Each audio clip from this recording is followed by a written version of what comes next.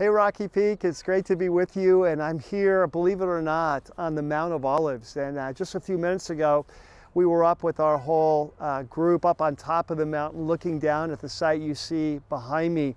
You see behind me is the Dome of the Rock, where Arabs go today to worship that whole platform. But that's actually Temple Mount. And so in the time of Jesus, instead of the Dome of the Rock there, you would have seen the temple.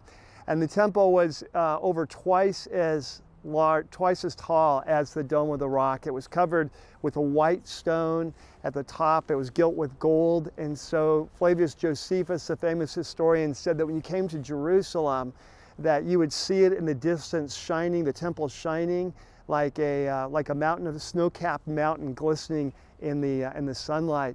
And so, we're standing right now in a place where we celebrate, we're going to celebrate communion together, and we're going to talk about the Garden of Gethsemane. So we don't know exactly where Gethsemane was. The Gethsemane means an oil press. It's a place of the olives. And so we're standing on the Mount of Olives. They had an olive press here.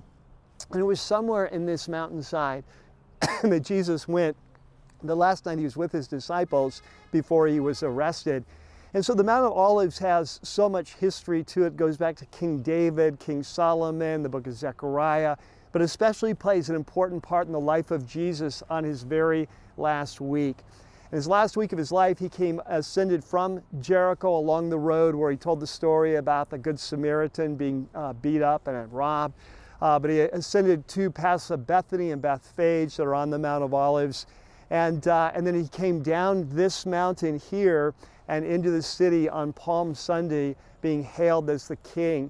And of course, he'd go to the temple. We're told in Luke's gospel that every day he would teach in the temple and then spend every night at the Mount of Olives.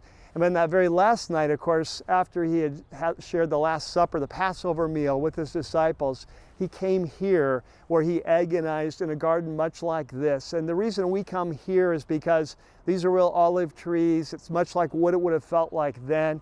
And so there's usually no one else that comes to this area.